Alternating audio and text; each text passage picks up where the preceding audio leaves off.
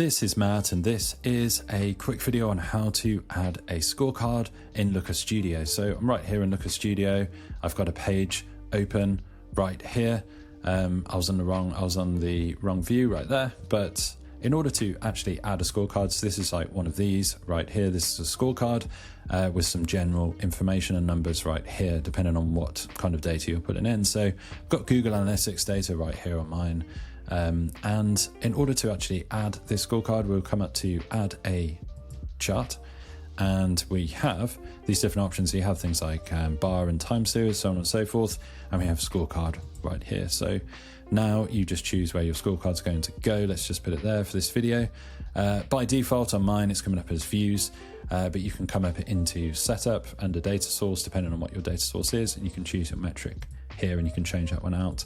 And depending on what kind of data you've got, you can add spark lines, which are these blue lines right here. And you can start to do comparison periods, comparison over the periods even, and start getting these up and down arrows with the percentages and how things changed. But that was just a very straightforward video on how to add a scorecard in Google Looker Studio. Hopefully you found this video helpful. If you have, drop this video a like and subscribe to the channel for more videos just like this.